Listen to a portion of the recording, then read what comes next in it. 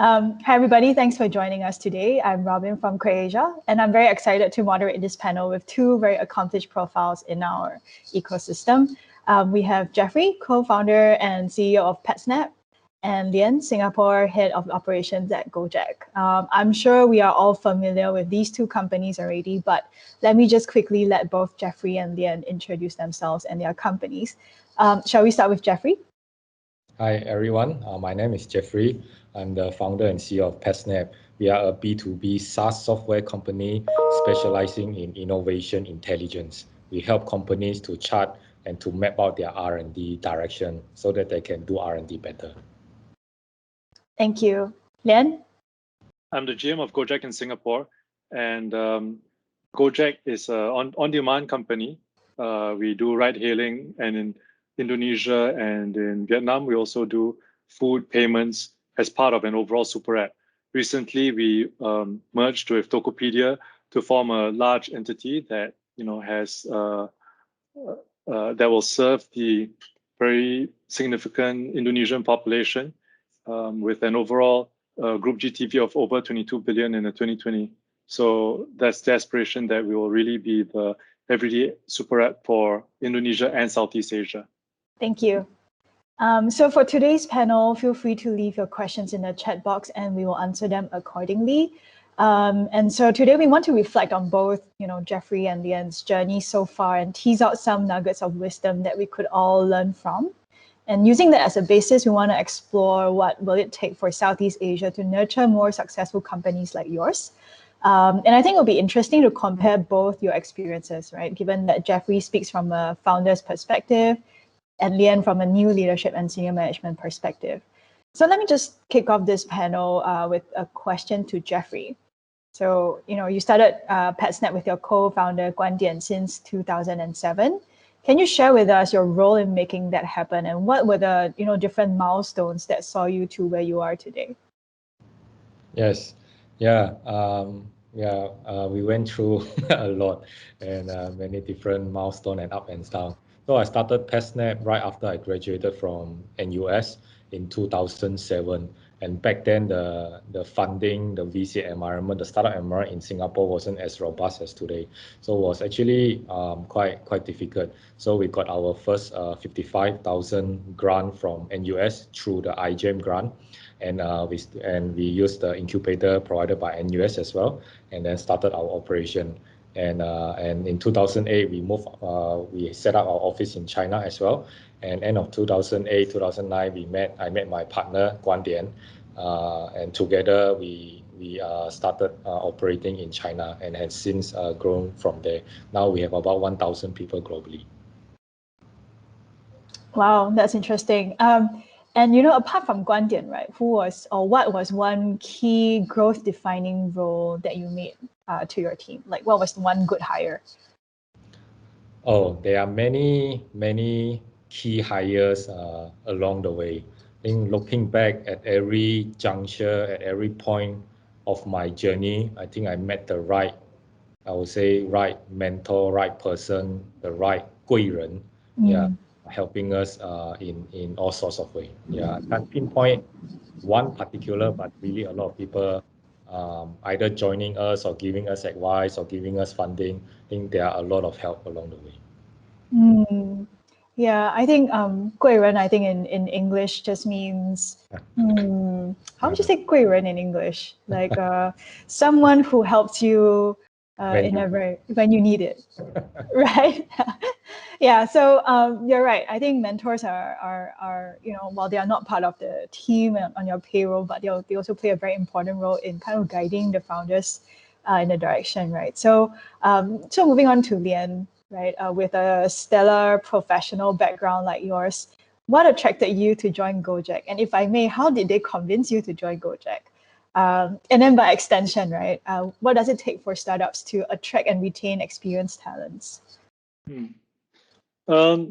First, I have to make a quick shout out to Jeffrey, whom I just was on a panel with earlier. When I was in the NRF, I actually had the opportunity to visit Petsnap in China and really impressed with the energy and the drive and the youth of the people there. And I think those ingredients are really what it takes to attract talent in any sort of state of the world. I remember speaking to a senior colleague of mine, and we were both lamenting that the HR and recruiting process that we have been through and to get into Gojek was one that could have been improved on.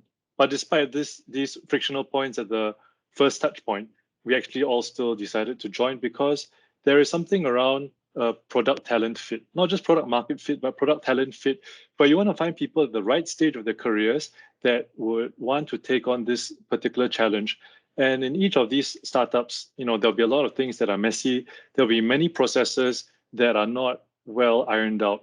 And you just need to be able to find people that relish this and say, yes, I can, make something better of it and help improve things. So whenever I do onboarding for my new colleagues, I always tell them, let's just remember three things about Gojek. The first is it was started because of the social cause, the mission to really help many of the people in Indonesia to reduce life's daily friction. So there is a social cause, and that is present in each of our markets. In Singapore, it's not necessarily so apparent on the surface, but if you dig enough, the opportunity for our driver partners to increase their livelihoods, that is a social cause that is really present.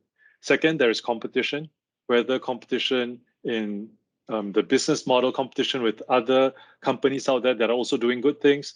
You must relish competition. And third is the sense of community. I think, we've all been in many different organizations and companies, but Gojek is probably one where I don't think I've ever heard anyone here say that, people are unpleasant or people are mean or people are challenging. In other companies, you may have some that are really great and some that are less great. Gojek, I would say, pretty much the culture in the community here is one where it is an incredibly collegial culture. So these are the three things that get people in and make us stay: the cause, the competition, and the sense of community. Thank you. And so after 2 years, do you still think that competition is even more intense now? Competition is always intense. I mean, you speak to Jeffrey, I think competition in China is probably even more extreme. Not that it's not in Southeast Asia. I would just say that competition is a given in life, and competition is a good thing. An open and contested marketplace keeps us on our toes, provides better value to the consumers, and actually forces innovation clock speed. What you don't want is wasteful competition, and I don't think we're at that stage yet. So you have to embrace competition, and to the point of talent wants to be challenged, talent wants to be pushed. BAU is not good enough, and that's really what we are looking forward to. Thank you. So Jeffrey, anything to weigh in on challenge, whether it is, whether competition is intense? How do you deal with competition? Yeah, as Len mentioned, I think competition is normal. In fact, it's needed as well. Just like today, Virgin Galactic, Richard Branson managed to be the first person before Jeff Bezos. I think that is healthy competition. So I think it's good to have competition. Right, thank you.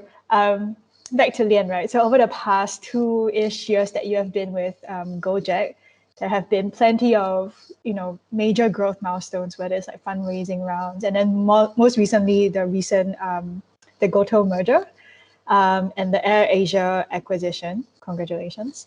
So as someone in leadership position, how do you help the business prepare for these kind of transitions and kind of navigate through these changes?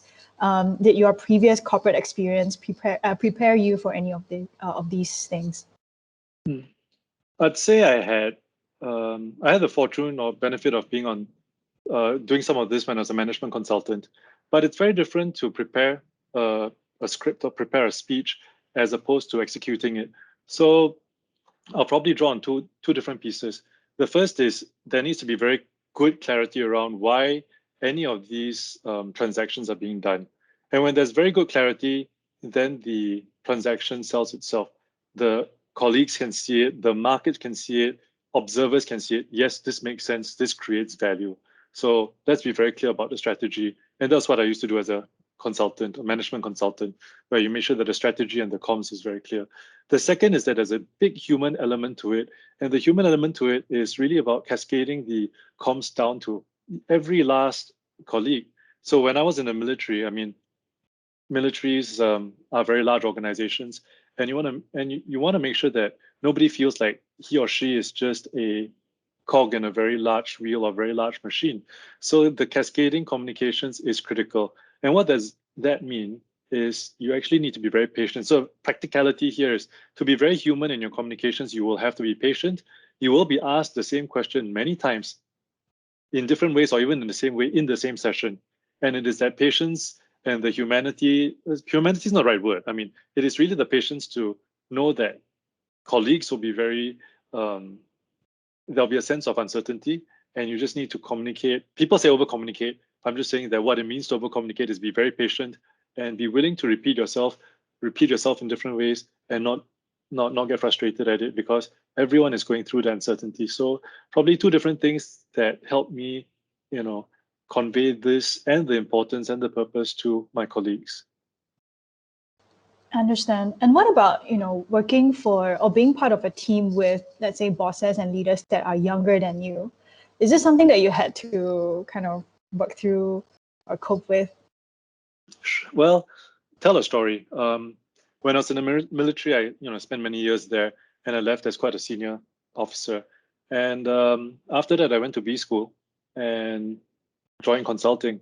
And when I joined consulting as an associate, my boss was more than 10 years younger than I was. And I think I told myself this, which was, if you're big enough, you don't mind being small again. So if you're sufficiently self-confident and you know your value and know your worth, then you have absolutely no problem working with the younger boss.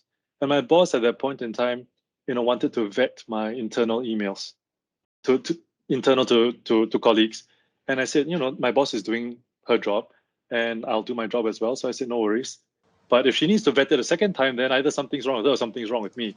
And I used to, do speech writing for some senior people. And I was like, so if I wanted to take offense, I could have and said, I used to be a speech writer. I write pretty well. But again, if you're secure, then you're very, very, I won't say very happy, but you've got absolutely no age doesn't become an issue, right? And you're able to both give orders and take orders and work within a hierarchy very constructively. And that's something that the military gave me. Thank you. And Jeffrey, I think most probably you have also team members who are older than you. Were there any, I want to hear it from your perspective, right? Were there any difficulties or challenges that you faced trying to manage someone who is older than you? No, I won't say, as Lian mentioned, I won't say age is something even on the radar. I think so far my experience is really someone's mindset. For us, Petsnap, we always look for someone who is open, someone who is entrepreneurial. So really, it can be someone who is either older or younger, as long as they have this type of open growth mindset, is entrepreneurial, then I think at least it works. It should work for us, Petsnap. Yeah. Okay, thank you. Now I want to talk a bit more about your businesses and your strategies. And I think we all know in the past decade, right, Southeast Asia has been, very popular and on the map because of our large population and potential in growth. There has been many B2C successes like Gojek and Tokopedia. And if anything, I think this growth have educated and inspired users what the possibilities of technology and accessibility can bring. So, I think we still have a lot of area to cover when it comes to the B2C market. But I think on the B2B side, I think a lot of B2B businesses have also seen more rampant successes. I think maybe Jeffrey can also agree with me because of the maturing ecosystems and the infrastructures in the region. So I just wanted to hear from you both, what were the strategies that brought your companies to where they are today? And how do you foresee these strategies changing with the shifting climate going forward? Maybe I can start with Lian. Sure. I'd say there's always a huge amount of serendipity. I think everybody should have humility to understand or to know that a company will go through different moments that were pivotal, and we're lucky, right? In general, all of us are very lucky that things have come here. Then there's also something around deliberate effort. I would say one thing is the ability to pivot.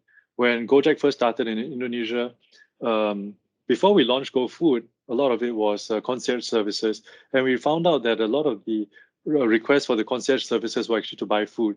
And it became such a large volume that this market intelligence made us think, you know what, it makes sense. Why don't we just formalize that into a GoFood product? And that's how GoFood came about, and it launched, pretty soon after we had Go Right. So one is being very sensitive to the customers, because that's ultimately who we serve, right? Second, a little bit of good fortune. I think the earlier question of finding the right founders, the right team, and the third is, I think learning from others. If you look at business models around the key components, I would say in the consumer super app space would be fulfillment, on-demand fulfillment.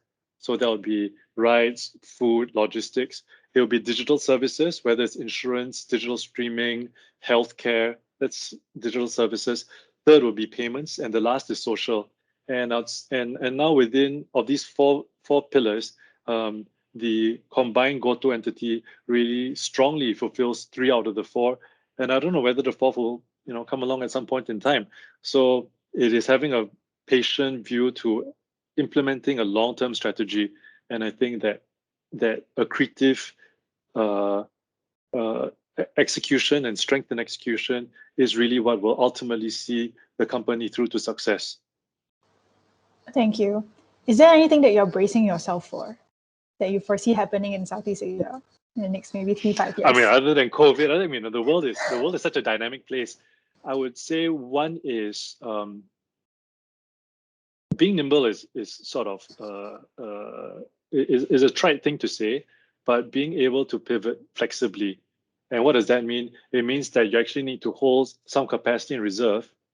Second, you need to have your sensors and your ground pulse really close, right?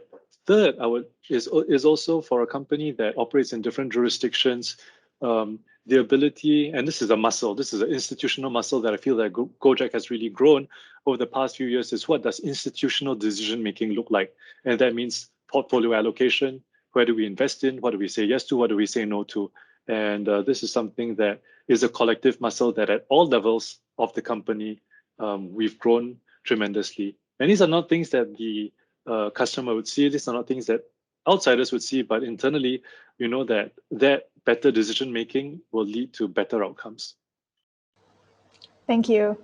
To Jeffrey, what do you think? Will your strategies for the past 10 years change? What brought you to where you are today, and then how do you think it will change in future? Yes.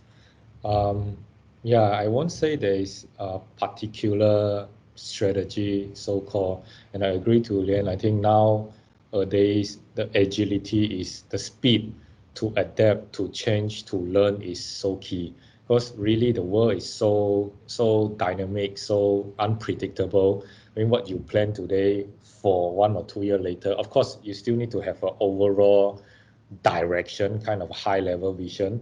But really, I think it's doesn't mean that we don't plan, but I think we just need to adapt. Like looking back for Petsnap, for the last few years especially, I would say almost half a year we do a slight a reorg, because there are so many moving pieces. This space is so new and we don't have enough talent. Every half a year I need to relook at the whole landscape, relook at our own internal organization structure, and see how best to kind of, just like army, like how we can best put forward our soldier based on their strength. So, and there's a saying in the past in Chinese is like 大鱼吃小鱼, but nowadays it's actually 快鱼吃慢鱼. It's like fast fish eat the slower fish now, which is very true. I can feel the speed of things just change so fast because of all this digitalization, transformation, AI, everything just moving so fast. So I think speed, having that speed at the same time, like what Lian said, that we are also start working on it now in Petsnap, that organization, that institutional muscle or knowledge, how as we scale to beyond 1,000 and maybe even large organization, how we can still keep that type of agility and still can allow people to make mistakes and continue to try. So that is something we are also working on. Thank you. So it went from big fish eat small fish to fast fish eat slow fish, right? Okay, I just wanted to also just build on your questions, because I think making decisions is something that you all eat for breakfast, right? So how do you know whether you are making the right decision? Probably with Jeffrey first, then. Yes, actually, I was just asked by an investor over the weekend. So, Jeff, how do you make your your strategy decision? When she asked me, I was like, yeah, I, if I will just actually go. I actually, first of all, I consider myself a more intuition-based entrepreneur. I base on a lot of gut feeling. Actually, when I look back, actually, I do have some processing behind the scene, but I can't explain it well. So mostly convert to gut instinct. But where the gut instinct came from is actually meeting customer. So every quarter I will meet couple, like sometime more, even the last quarter, because we are developing new business. So I'm meeting a lot of customer, and just somehow after meeting, maybe I would say 10, 20 customer, I just start develop a feeling that, hey, this is the right direction. Then we should do this. And then I will start planning. If you want to do this, what kind of resource, who are the best person to do that, etc., etc. So that is, for me, I would say that is how I develop my so-called strategy or the direction to move forward. Thank you. And Lian, are you also an intuitive person? Let me see. When I, again, when I was doing strategy work, I think I always admired the intuition that entrepreneurs had. And, founder entrepreneurs really knew the market very well. I think in a slightly larger organization, we work with a little bit more processes, but there are probably two things that I would say around, do we know that something has gone well? First is, I ask my team to have intellectual honesty, which means before we make a call or run a campaign or take a certain decision, I'll ask them, please tell me how you think this will play out. And then, of course, post facto, we see how it plays out, and then these was the measures by which we evaluate it. There are obviously going to be a bunch of counterfactuals that you will not know and you will never know. If we hadn't done this, would it have been better? Would it have been worse? We will never know. But very often what happens is you make a choice, you run with it, and then you look back and you retrospectively justify that this was good. So at least the very least I ask my team is, please have the intellectual honesty to, put a bet, right? Drinks on the person who gets it right, drinks on the person who gets it the most wrong, or we take the person who was the most right, if this was a quantitative measure, so that at least it forces everyone to have that instinct to be held accountable for the decision, to hone the feedback mechanism, right? It's not punishing, but it forces them to think about what happens or what is the best answer. So that's the first point around intellectual honesty to draw a line in the sand before you do something. Second, obviously, we evaluate it and we think about the different counterfactuals. But ultimately, we are in a very fast-moving business, and the standards, the yardsticks, even the intuition that we developed 3 months ago, 6 months ago. Let's take ride-hailing. In phase 2A, what are the numbers looking like? Are very different. Post phase 2A, very different. Pre phase 2A, very different in the first wave of COVID. And so, with all that rationalizing I just talked about, what is more important is a bias to action, to move quickly, and the market results will let you know whether it was actually a roughly right choice or a roughly wrong choice, and that is what we need. This is not an academic exercise. This isn't proving who's right or who's wrong. The customers will tell us whether we're right or wrong. It's not for me to write a nice report and tell my bosses, my colleagues. We can see it in our numbers. Thank you. I think a lot of what you both just said resonates with me. I think this, the honesty and also the willingness to make mistakes, right? I think this is something that we need to encourage more, I feel. The fear of failure, I think failure shouldn't be something that we should be afraid of. I think if anything, a negative data point is still a data point, right? So I think it's great that you both are echoing this. I want to move on to my next question, which is, management skills. The skills that you both need to run a team to build a company from 0 to 1 versus like 1 to 100 is very different. So likewise, to manage a 10-man team is different from running a 1,000 PAX team, right? So to Jeffrey, you grew with Petsnap from just a very small team to now, just now you said 1,000 people globally, right? So what are the characteristics that you think you have that can help you build the company to what it is today? Yeah, I would say this is how you touch on failure and mistake. Yeah, definitely I make many mistakes along the way, and I always kind of told myself that. I think one example back in 2010, we raised our first $1 million, and then in less than half a year time, I spent half of it, and then didn't go anywhere. Back then, I told myself, yeah, other people spend maybe 50,000 to take an MBA lesson. My MBA lesson is $500,000, so I better learn from it. But since then, my mistake has been getting more and more expensive. My recent mistake is tens of millions of dollars. So yes, I definitely make a lot of mistakes. And coming back in terms of, yeah, if you say along the way, I think all these mistakes, when I look back, is all related one way or the other to people, to leadership, to how I build a team, to the culture of the team. Because end of the day, really all boils down to, of course, you need to start with a vision, but all boils down to whether the team work together coherently as one team. As one team doesn't mean everyone agree with each other, but still have that trust, have that, like just now I mentioned, honesty to each other. And I think that is hard. So far, I find that working with any new person, I would say at least take 2 to 3 years to build that kind of really back-to-back trust. Like I know you, you know me, or you will cover the bullet for me. I think that takes time.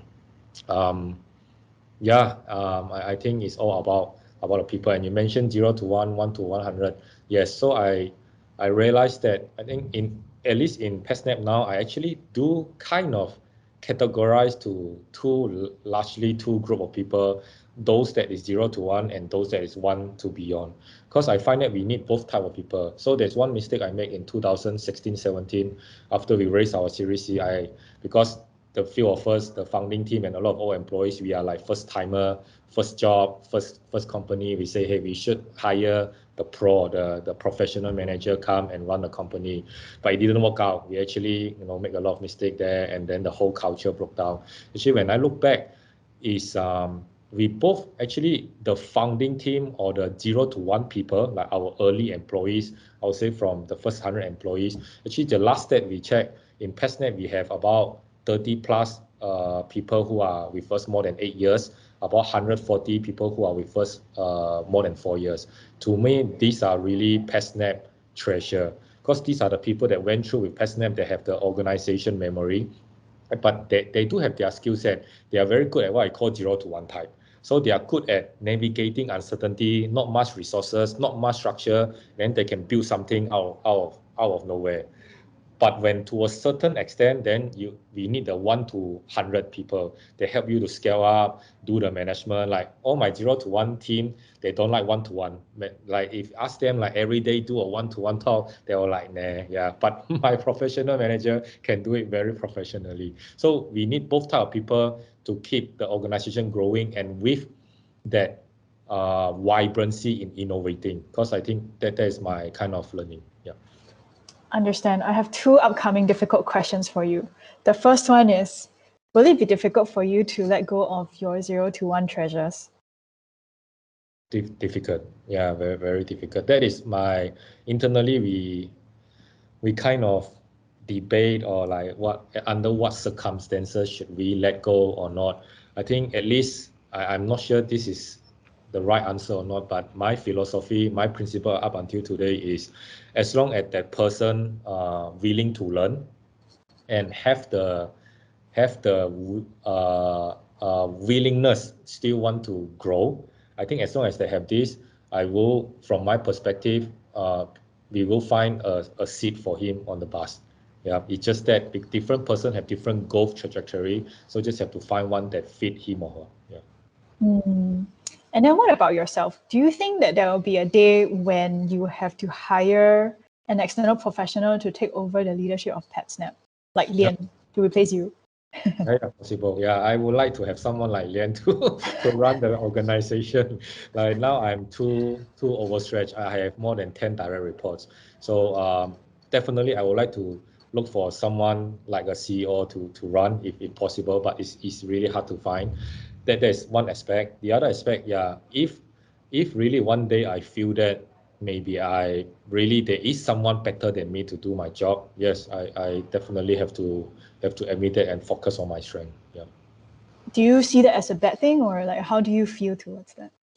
I won't feel that is a bad thing. Of course, I personally I will wish to run as long as possible, because looking back at my journey, and every year I do ask myself, why do I still keep doing? There are many reasons. One of it being I'm actually, in terms of a Myers-Briggs character test, not sure if you're all aware, my one is ISTP. ISTP is more like adventurer, explorer. So I always like to explore new stuff. I'm just curious what is next. How is it running a listed company? How is it running a 10,000 company? How is it doing an M&A? So I was just curious, but maybe one day, maybe I say I have enough of this, or I say, hey, maybe I'm not the best person, then yeah.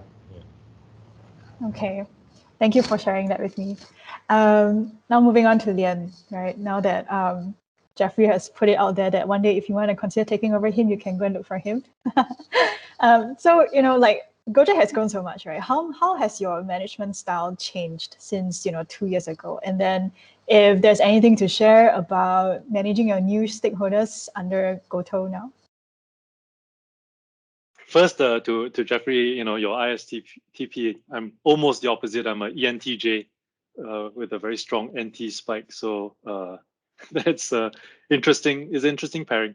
But I really liked what Jeffrey said, because these are things that we can see ourselves in the growth of Gojek, from being a pretty scrappy startup to becoming a scale up, to being in multiple jurisdictions. And when I talked earlier about the importance of the decision making muscle at a senior level, I think that's really one of the things that you do. Once your span of command, your span of control is beyond the people you can see in the room, then actually you need to put in place processes. That is only natural.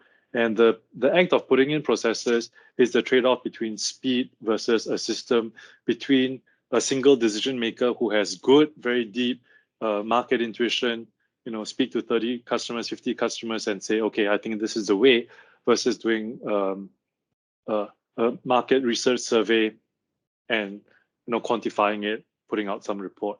So I think I really resonate with what Jeffrey said. So not much more to add onto that part, except I'll say, when the organization becomes sufficiently complex, this is when I really emphasize again to the team, when I talk about the importance of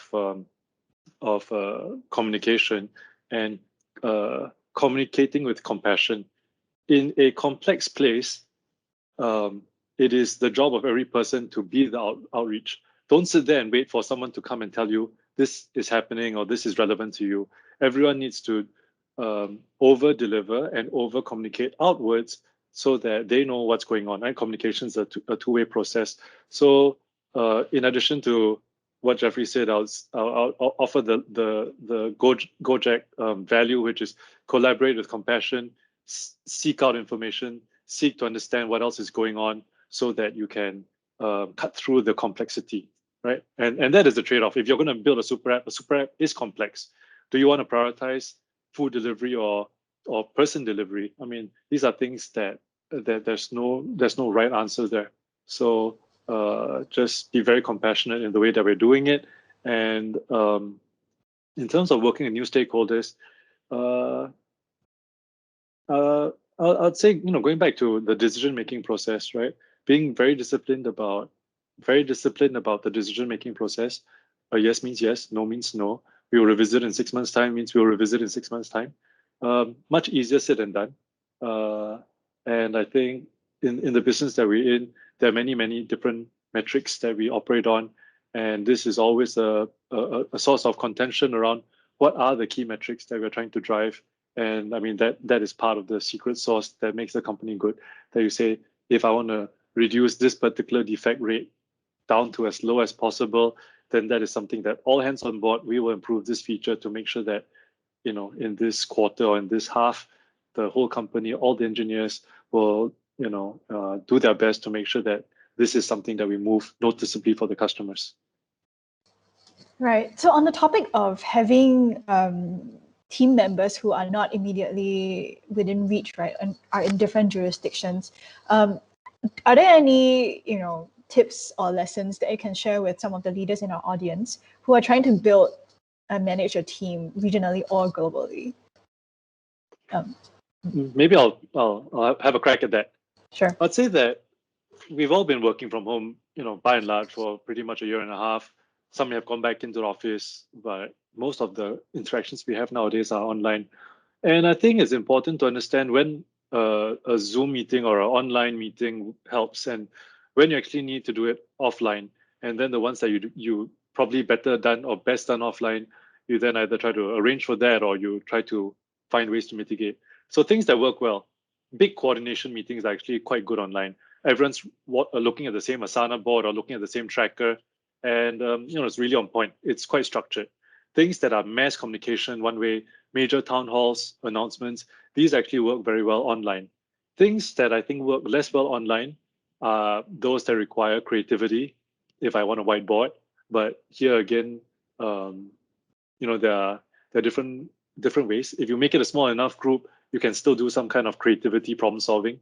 Things that are very conflict driven, pretty tough. Things that are very confidential, also a little bit tough. Things that are culture building, also a little bit tough.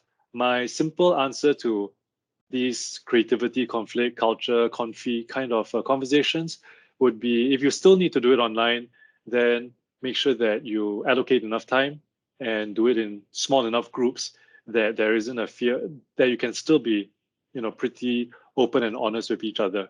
Not perfect, not the best, but it's just a little bit more effort, energy, emotional energy to pre-syndicate. But if I can't meet you, or you're somewhere far away, or I can't travel to you in Indonesia, then I will put in this effort so that we get the best outcomes. Thank you. And Jeffrey, yourself, how do you build such a big team?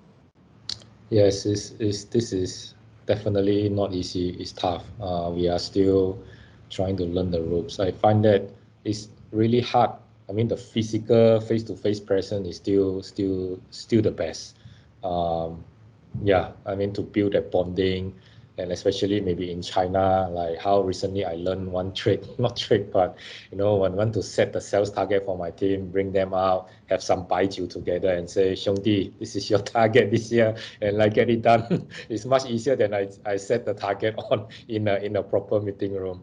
But of course, in a remote setting, you can't do that. So with my colleagues in UK, in US, I think we do have virtual town. We just last week we just completed our virtual half-year kickoff, and we have a virtual bar session, virtual DJ. So yeah, it all can still be done, and the effect is still quite good. We just definitely need a bit more thoughts and planning to it. So, and I would say when it's remote, at least I find that. But of course, different places, the culture is very different as well. But I find that more frequent touch point, like every day, if you have at least a few chat, WhatsApp chat or WeChat, like more frequent touch point is actually maybe work better. Yeah, of course you still need a proper like one-on-one proper session, but sometimes like more casual, informal, more frequent touch point actually help you more. The communication flow is better and faster. Yeah. Right. Thank you. So we are at the last part of our panel right now, and it's a bit more of like yourselves personally. I'm not sure if you guys have chanced upon it, but there's this like imposter stories thing that's trending right now, where people share about their experience with the imposter syndrome and how they deal with it. So my question to you both is, I'm sure in your journey so far, right, there have been times when you face like deafening loneliness, self-doubt. How do you deal with these moments, especially when you're up against giants and you're just, David, right? And then how do you deal with these kind of feelings of inadequacies? Probably I'll start with Lian. I think everyone will go through it. So my best advice is screw up early and screw up often. And I mean, many stories of failure. So outside of work, I like to do a lot of adventure sports, and if I look at all the mountains I've climbed, I've been very fortunate to summit some of the highest mountains around. But my overall summit rate is less than 50%. It just happens to be that the ones that are very big brand name were the ones that I did manage to summit.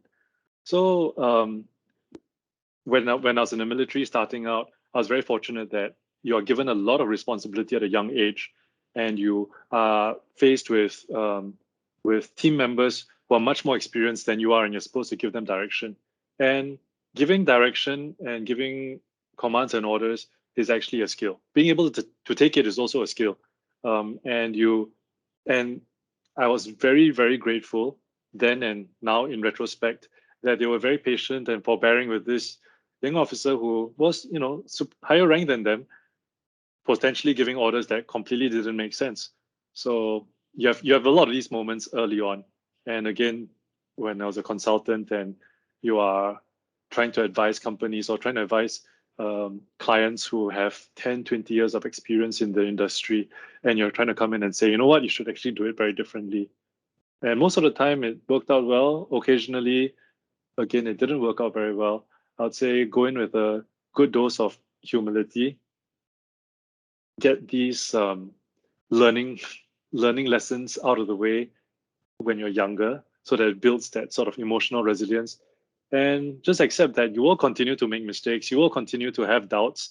But if you have a deep reserve of experiences to draw on, to know that I've been in much tougher situations and I've been able to succeed by myself or with my team, that I have people around me, I'm not alone, that'll see you through.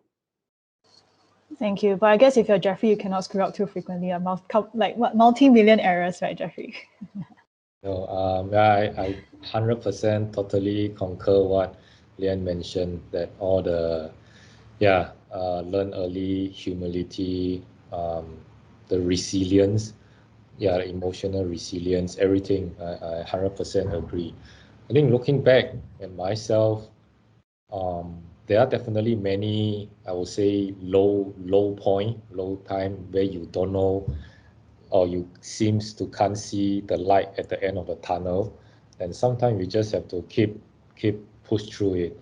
And just maybe share one story that in 2014, so we were me and my angel investor going around and raise funding, going around US, Europe, and then back to Singapore, and we couldn't raise our first proper funding. And then somehow we had a fight. I can't remember exactly why, but and then he smashed on the table and say, "Hey Jeff, you are not fit to be CEO. So you are not confident when you pitch to investor. You need to be, confident. You need to know better than them." But back then, I did really not so confident. I wasn't. I really don't know how Petsnap, how does it look like, how it will go after that. So I was actually quite doubtful of myself, and also really reflect a lot. And I don't recall when I try to recall that. And by the way, what he mentioned also, right, like I kind of put my face on the sleeve. So, but I couldn't recall a specific moment like an aha moment, like, oh, I get it. It just over time, like what Lian mentioned, it just as more and more accumulating more and more experience, it's just somehow have a bit more confidence, conviction, just all kind of add up, is that the experience, that everything, that resilience. I was thinking like, why I have that, or why other people maybe not have that, doesn't have that. I think sometimes also, I think everyone they choose the path they choose. For me, when I look back, I always choose the so-called less traveled path. Like I always choose the harder one, and somehow I'm where I am today. And I look back, it's just, I also think everything happened for a reason. So just when downtime, just remember there are still good times, and be grateful for that. Thank you. One last question before I wrap up the panel, right? I mean, you both are very accomplished, have your own set of successes. How do you, keep or make friends in your career? How do you know like these people are not here because I want to be part of your success, right? How do you build that circle of trust? Lian or Jeffrey? I mean, there are many different kinds of friends. I would love to be at an event like InnovFest to actually meet people in person. But trust is difficult. First, you should be trustworthy. You should be first worthy of other people's trust. And when you're sort of pretty open and trustable by others, then you can naturally start to ask trust of others. So I'd say first it starts with yourself. Thank you. Jeffrey? Yeah. Yes, like what Lian mentioned. I think friendship or any other, even partnership, I think first, if you I call it be yourself, be sincere, I think you will meet like-minded people along the way. And there are many different type of friends and circle in your life journey. So when you meet it, when you have one, just treasure it. Yeah. Thank you. So I think I'm more or less out of time, but before I let you both wrap up, with talking about some of the existing projects or interesting stuff that you want to share with the audience, I just want to summarize some of the stuff that you guys said, because there are a lot of interesting sound bites that I think we should all remember. So I realized that both of you prioritize, talent, right? As well as embracing competition. Competition is great. It keeps you on your toes, and talents relish in being pushed and challenged. And I also realized that you both are very open-minded. It's really not so much about the age, but also about the mindset. And I guess that also kind of results in the kind of talents that you attract in your team, which hence means your culture is kind of like molded around what kind of values that you stand for. The other thing also is about communication. I think there was one line that Lian said that really stuck with me, which is to communicate with compassion. I think this is something that I think we need to do more of, especially now when we are all remote and away from each other. I think a lot of the message gets lost in translation, and we need to just, as leaders, also remember that everyone has their own set of battles that they are fighting. And I think this note on compassion actually sums it up very nicely. And lastly, also, I think the humility that I see from both of you, it's something that it's regardless of whether you come from a corporate background or a startup background, screw up early, screw up often, and building that emotional resilience is important for us to kind of navigate all the complexities and uncertainties in this innovation ecosystem. I hope I didn't miss out anything, but I realized you two, both of you really like to take paths less taken, right? One like to climb mountain, yeah, one like to try things that you never tried before. So I guess just to wrap things up with what Lian also said just now, which is to be first worthy of trust, then you can start to ask trust of others, right? So thank you both for your time. I just wanted to ask if you guys have anything that you want to wrap up this panel with, that the audience can leave with. Jeffrey? First of all, thank you for inviting me to this session. I think always when I look back, I really, a lot of people help me in many different ways, at least in some form or the other, also inspire me as well. Hopefully today conversation, hopefully we help inspire someone to do better, someone to at least pursue their dream, follow their dream. Yeah. Thank you. Lian? Thanks very much, Robin. Really enjoyed having this conversation and speaking with Jeffrey, and just an opportunity, I guess, for an old man to share. I say old man because I'm one of the oldest in my team. So when you talk about age and ageism, I always, my colleagues always remind me of the age gap. Probably one parting shot I would say is that we have, Singapore has a plan to vaccinate 2/3 by National Day. Gojek is offering free rides to vaccination centers. So if anybody hasn't had their vaccination yet, you can always take a Gojek to the vaccination center. It's part of the public service that we're offering. And I mean, so that is obviously one piece. But second one probably is, as I think a little bit about the impacts of the pandemic, and many of us have had to help our elderly parents or relatives deal with the digital divide. That's something that I work with a lot at work, and I also deal with at home, trying to help my parents deal with the digital divide. So my ask of everybody is be kinder and gentler to your older colleagues, you know, people like myself in my office, or your parents. So, yep. I'm sure you're not that old yet. But thank you so much. I think that's a good reminder for us to also take care of the people around us. And with that, please take good care of yourselves. And I hope that one day we can get to meet in person. Thank you so much, both. Bye-bye.